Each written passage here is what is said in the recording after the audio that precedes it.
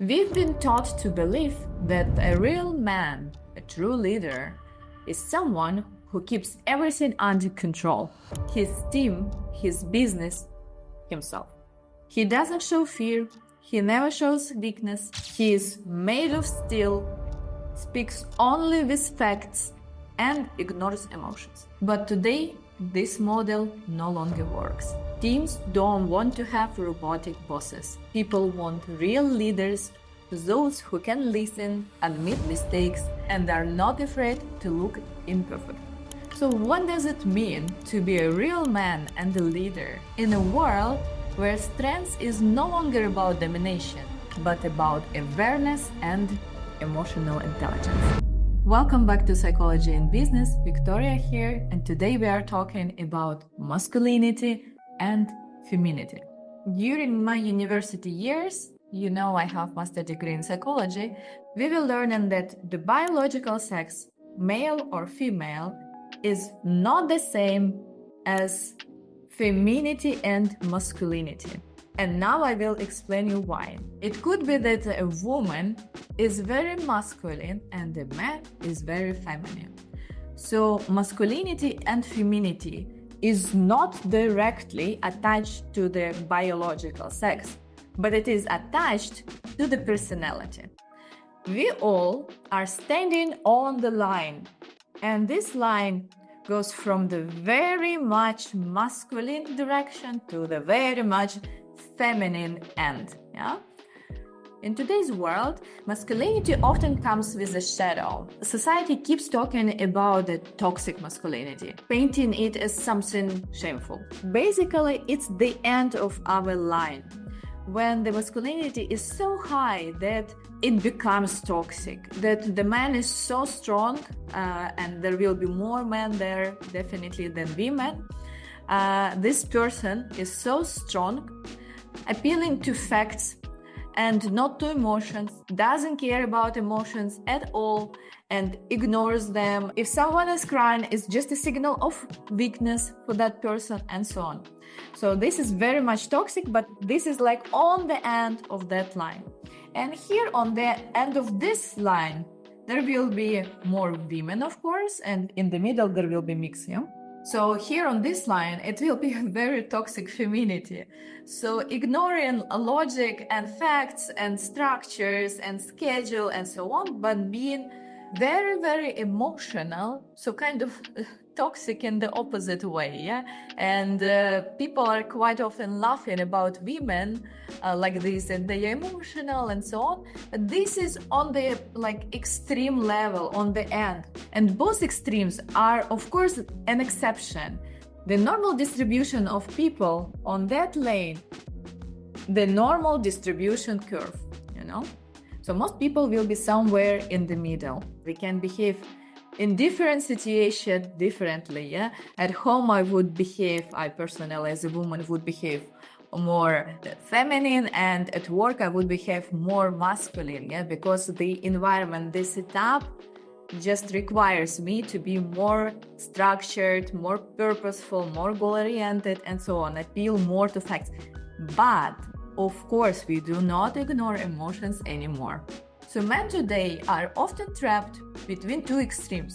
Either they are toxic or castrated, like no voice, no opinion at all. But it's wrong. So a man should not be here or there.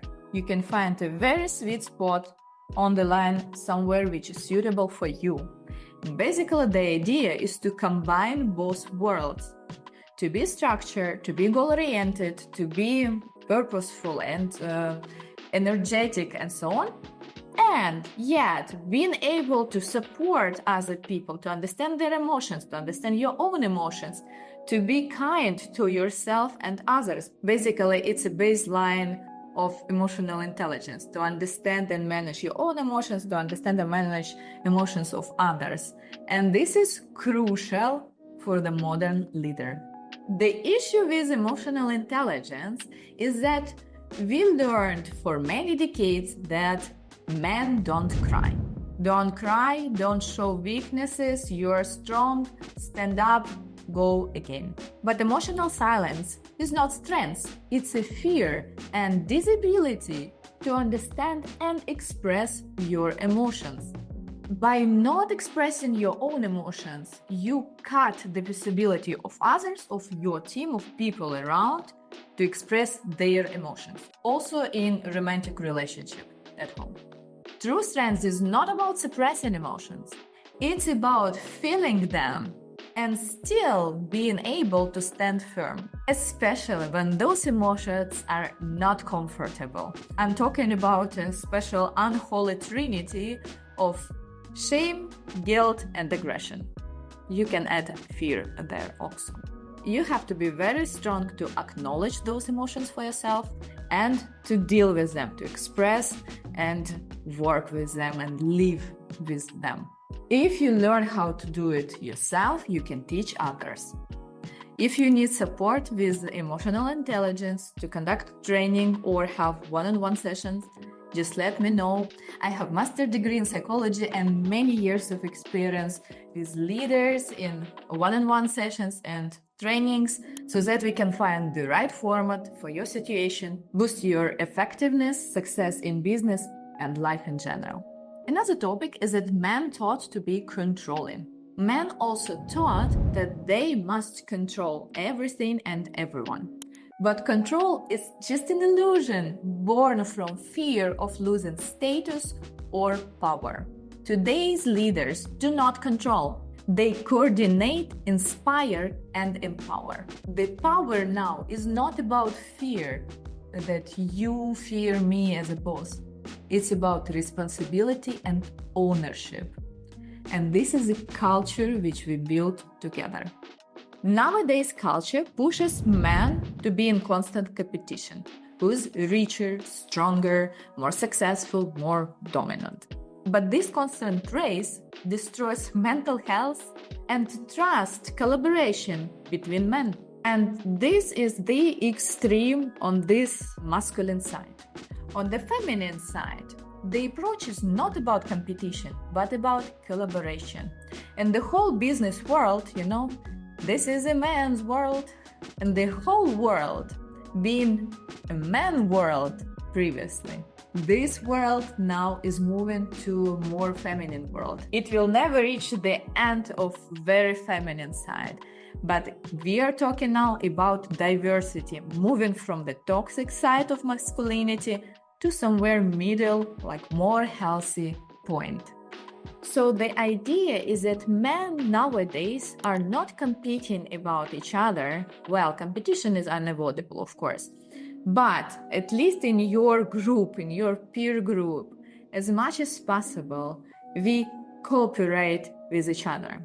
We found mutual support. It's about courage to learn and evolve together. So masculinity today on the healthy spot means influence without aggression.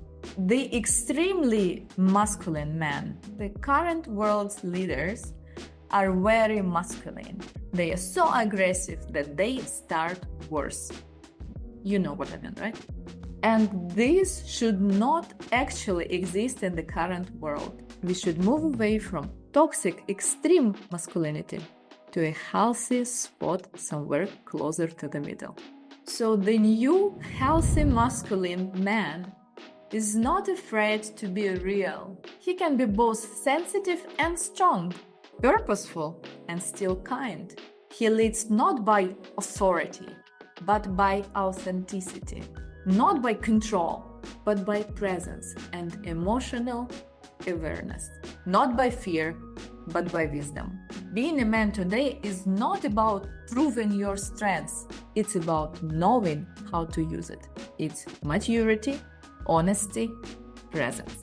So the real question is not, are you a real man? The question is, are you brave enough to be yourself? Let's discuss in comments below.